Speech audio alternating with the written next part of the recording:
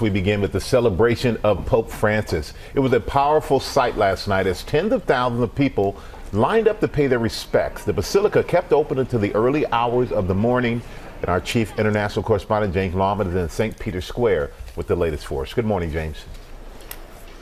Yeah, good morning, Michael. Francis was not a conventional pope, so perhaps it was fitting that so many people turned up to try to see him that the Vatican changed their plans. They kept doors open until 5:30 in the morning so as many people could see him as possible. And still this morning, thousands are lining up to see him. This morning, the rush to see Pope Francis, the People's Pope.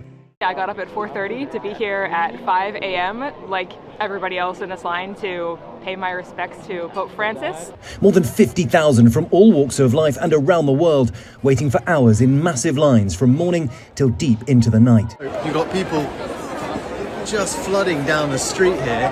You can see all those people up there running. They're all running towards the Basilica because they've reopened the gate. The Vatican keeping church doors open till 5:30 in the morning to allow as many people as possible in. His wooden coffin placed at ground level, not elevated, so that those gathering could see him more easily. Our Terry Moran among the sea of mourners filing past that simple casket. We've just come out of the Basilica and it's extraordinary, this river of people that enter from all over the world. You can tell, you can hear it in the language and the reactions. Some people in tears, a lot of people very prayerful, as you can imagine. Some people almost smiling, all this sense of gratitude and a moment of history for Pope Francis. American Lana Klein struck by the emotion inside the sanctuary. Walking in there, it was so silent, but you could feel how much people really cared about him and how much love there was for this man.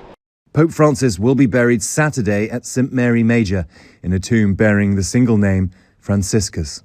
He is keeping some traditions. He'll wear his pallium, a scarf-like garment and a symbol of his status as a good shepherd. A bag of coins featuring his portrait and a document summarising his papacy will be buried with him.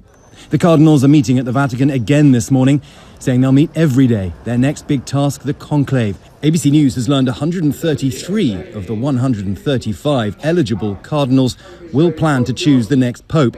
After two backed out due to health issues, Francis appointed 80% of them. We now know there'll be 9 days of official mourning, which means the conclave can't start until May 5th at the earliest. Remember, these cardinals have come from all over the world, so they need time to get to know each other and make this incredibly important decision.